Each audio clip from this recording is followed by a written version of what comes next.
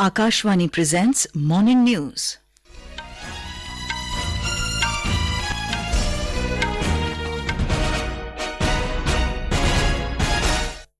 Good morning, I am Sarabjit Kaur. The headlines. Prime Minister Narendra Modi to embark on a 4-day visit to South Africa and Greece tomorrow. Fourth Trade and Investment Working Group meeting under India's G20 presidency to begin today in Jaipur. EPFO adds 17.89 lakh net members in June this year. IMD warns of heavy rain in Himachal Pradesh, Uttarakhand, West Uttar Pradesh, Bihar, Sub-Himalayan West Bengal and Arunachal Pradesh during the next 4 days. And in cricket, India beat Ireland by 33 runs in second T20 at Dublin to take 2-0 lead in 3-match series. And now the news in detail. Prime Minister Narendra Modi will be on a 4-day visit to South Africa and Greece from tomorrow. During the 3-day visit to Johannesburg in South Africa from tomorrow, Mr. Modi will attend 15th BRICS Summit at the invitation of President of South Africa, Matamele Cyril Ramaphosa. This will be the first in-person BRICS Summit since 2019. Ministry of External Affairs said the summit will provide an opportunity to review progress of the initiatives launched by the grouping and identify future areas of activity. The Prime Minister will also participate in a special event, BRICS Africa Outreach and BRICS Plus Dialogue being organized after the BRICS Summit, which will include other countries invited by South Africa. During the visit, Mr. Modi will hold bilateral meetings with some of the leaders present in Johannesburg. Following his visit to South Africa, the Prime Minister will pay an official visit to Greece on 25th of this month at the invitation of his Greek counterpart, Kyriakos Mitsotakis. This will be the first visit by an Indian Prime Minister to Greece in 40 years. Mr. Modi will hold talks with Mr. Mitsotakis to discuss ways to further deepen the relationship. He will also interact with business leaders from both countries as well as with the Indian community in Greece. Ministry of External Affairs said India and Greece enjoy civilizational ties which have strengthened in recent years through cooperation in areas like maritime transport, defense, trade and investments, and people-to-people ties. The fourth and final meeting of the Trade and Investment Working Group of G20 will take place in Jaipur from today.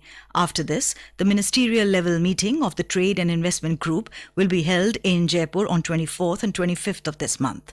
Both the meetings will be attended by over 300 delegates, including G20 member states, trade ministers and secretaries of invited countries, heads of regional groupings and delegations of international organizations. The 5 priority issues: trade for growth and prosperity, resilient trade and GVCs, integrating MSMEs in the world trade, logistics for trade and WTO reforms will be discussed among the G20 member invitee countries during the meetings. The focus of the meeting would be to build consensus on accomplishing action-oriented proposals put forward by the Indian Presidency on global trade and investment-related issues. Lok Sabha Speaker Om Birla will inaugurate 9th India Region Conference of Commonwealth Parliamentary Association today in Udaipur. The theme of the 2-day conference is Strengthening Democracy and Good Governance in the Digital Age. Rajasthan Chief Minister Ashok Gehlot, Deputy Chairman of Rajya Sabha Harivansh and Speaker of Rajasthan Legislative Assembly Dr. C.P. Joshi will also address the inaugural session. Vice President Jagdeep Dhankar will address the closing ceremony of the conference tomorrow. More details from our correspondent. There will be a total of 2 sessions in the conference. In the first session, topics like digital empowerment, improving the skills of public representatives in the direction of good governance will be discussed. The second session will focus on the role of public representatives in strengthening the country through democratic institutions. A total of 46 delegates, including 17 speakers of legislative assemblies, deputy speakers, chairmen of legislative councils are likely to participate in the conference. Rajasthan has got an opportunity to host this conference for the first time. Jitendra Dwivedi, Akashvani News, Jaipur. The two-day Chintan Shivar of the Ministry of Finance will officially be inaugurated at the Statue of Unity at Kevadia today. Union Finance Minister Nirmala Sitharaman will address the Shivar. On the sidelines of the Chintan Shivar, Finance Minister will also interact with the G20 India representatives of the finance track. More details from our correspondent. The Shivar will discuss various issues including the roadmap for India to become a developed nation by 2047. Secretaries and senior officials from various departments of Ministry of Finance and Ministry of Corporate Affairs will attend the Shivar. On the sidelines of the Chintan Shivar, Union Finance Ministers Nirmala Sitharaman yesterday interacted with G20 India representatives and reviewed the progress of G20 finance track. Aparna Khun, Akashvani News, Ahmedabad. The EPFO has added 17,89,000 members on net basis in June this year. As per the Labour Ministry data, month-to-month comparison of the payroll data shows an increasing trend in the enrollment, with adding up to of 9.71% net members over previous month of May 2023. The overall remittance also testifies the highest numbers in the last 11 months since August 22. The data also reveals that 3,491 establishments have extended social security cover of EPFO to their employees by remitting their first electronic return during the reported month. Foreign investors have pumped in over 13,000 crore rupees into the Indian capital market so far in August. According to depositories data, foreign portfolio investors, FPIs, put in a net sum of 8,394 crore rupees in the Indian equities and 4,646 crore rupees in the debt market, taking the net investment in the Indian capital markets to 13,040 crore rupees during August the 1st and 18th August period. This has been the sixth consecutive month of positive net flows. Before August, Indian equities witnessed a continuous net inflow from March to July. Moreover, FPIs invested over 40,000 crore rupees each in the last 3 months, May, June and July. The net inflow was 46,618 crore rupees in July, 47,148 crore rupees in June and 43,838 crore rupees in May. This is Akashvani giving you the news. For quick news updates round the clock, follow us on our Twitter handle at AIR News Alerts. Welcome back. Union Home Minister Amit Shah and Uttar Pradesh Chief Minister Yogi Adityanath will participate in Hindu Gaurav Divas to be organised in Aligarh today to mark the second death anniversary of former Chief Minister Kalyan Singh. Aligarh is the birthplace of Kalyan Singh, who passed away in 2021.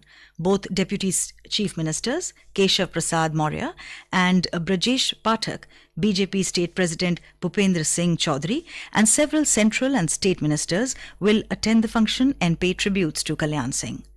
Mr. Shah will address a public meeting on this occasion, where a gathering of over 50,000 people is expected. Public from 5 districts including Aligarh, Etah, Kasganj, Bulandshahr and Farrukhabad will participate in the event. The India Meteorological Department has warned of heavy rain in Himachal Pradesh, Uttarakhand, West Uttar Pradesh, Bihar, Sub-Himalayan West Bengal and Arunachal Pradesh during the next 4 days. Heavy to very heavy rainfall is also likely to prevail in Assam, Meghalaya, Nagaland, Manipur and Mizoram till 24th of this month. We spoke to senior scientist at IMD, R.K. Jenamani, about the latest weather update. There will be light to moderate with isolated heavy rainfall likely for next 2 days over northern parts of Uttar Pradesh, and main warning is for 22nd and 23rd for Uttarakhand and adjoining Himachal area. However, the weak monsoon condition has again started also with the monsoon trough towards north of India, and we have also heavy rainfall warning for northeastern state, but orange color warning only for 22nd and 23rd for Uttarakhand. The Meteorological Centre Shimla has issued a yellow alert for heavy rains in Himachal Pradesh today. IMD has expressed the possibility of heavy rains in the remaining 10 districts. Flash floods have also been warned in Chamba and Mandi districts today. People have been asked not to go to the banks of rivers and drains and also avoid travelling to landslide-prone areas. In Uttarakhand, 7 people were killed and 28 others injured when a bus fell into a gorge near Gangnani on the Gangotri National Highway in Uttarkashi district yesterday. The injured have been admitted to District Hospital and AIIMS Rishikesh. A total of 35 people were travelling in the bus. They were from Gujarat. The bus was returning from Gangotri. Gujarat Chief Minister Bhupendra Patel said the administration is in constant touch with the Uttarakhand government. In Punjab, the cotton belt is facing attack of pink bollworm in cotton fields. The state government has cancelled leave of Agriculture Department officials in some district producing cotton after this attack. The state government has directed officials to send a status report to the headquarters daily after visiting the fields. More on this from our correspondent. The Malwa belt of Punjab is known as White Gold Belt, as Sri Muksar Sahib, Bathinda, Fazilka and Mansa districts of this belt produce best quality of cotton in the world. This belt is presently facing pink bollworm attack on cotton crop. Next 15 days are very crucial for the cotton crop. Therefore, to help the farmers, state government has deployed 4 senior officers in this belt. The holidays for the officers and other staff of Agriculture Department posted in these 4 districts have also been cancelled till end of this month. These officers will visit the field to inspect the cotton crop and guide the farmers to prevent this pest attack. Shishu Sharma Shantal, Akashvani News, Jalandhar. A landmark MOU has been signed between the Chartered Accountants Bodies of India and Maldives. The Institute of Chartered Accountants of India, ICAI, and Institute of Chartered Accountants of Maldives, CA Maldives, signed the MOU during a South Asian Federation of Accountants Forum held in the Maldives yesterday. The agreement strengthens ties between the two accounting institutes and promotes knowledge exchange. Both institutions have committed to enhancing accounting knowledge and professional development. President of ICAI, Aniket Sunil Talti, emphasized the aim of the MOU, which would help provide technical support and resources to CA Maldives, aiding the growth of the accountancy profession in the Maldives. In cricket, India defeated host Ireland by 33 runs in the second T20 match at Dublin last night. After setting a target of 186 runs, India restricted Ireland to 152 for 8 wickets in 20 overs. Riding on Ruturaj Gaikwad's 58 runs and Sanju Samson's 40 runs, India had scored 185 for 5 wickets in the stipulated 20 overs. Earlier, Ireland won the toss and opted to field. With this victory, India has bagged the 3-match series with 2-0 lead. The third and last match of the series will be played on Wednesday at the same venue at 7:30 p.m. Indian time. In our bilingual live phone-in program Public Speak at 9:30 tonight, we will bring an insightful discussion on the topic of government schemes and initiatives for handloom sector. During the program, listeners will have the opportunity to pose questions to our experts on various aspects of development of Indian handloom industry. To participate, simply dial the telephone numbers 011-2371-7106 and 011-233-14444 from 9:30 p.m. onwards. And now for a look at today's newspapers. It's over to Renu Kataria. Thank you, Sarabjit. Most newspapers today open with the historic journey of Chandrayaan-3 and the failing of Russia's first moon mission. Chandrayaan steady as Russia exits moon race, headlines the Hindustan Times. Chandrayaan-3 set to land on the moon on 23rd August, ISRO informs the Statesman. Tomato prices may have cooled down, but as informed by the Hindu, pulses prices may spiral as deficient rain mars sowing. Spain lifts its first FIFA Women's World Cup is a front page headline in the Asian Age. And finally, the Statesman on its sports page has a picture of the beaming Anahat Singh after clinching gold in the girls under-17 category of squash championship held in China. And with that, it's back to you, Sarabjit. Thank you, Renu.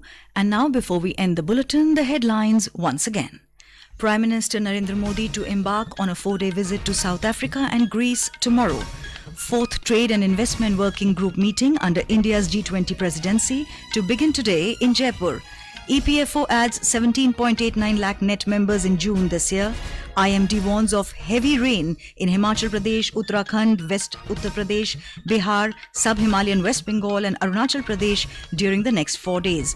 And in cricket, India beat Ireland by 33 runs in second T-20 at Dublin to take 2-0 lead in 3 match series. For details of these stories and more, log on to our website www.newsonair.gov.in and News on AIR app. And with that, we end the morning news. Have a nice day.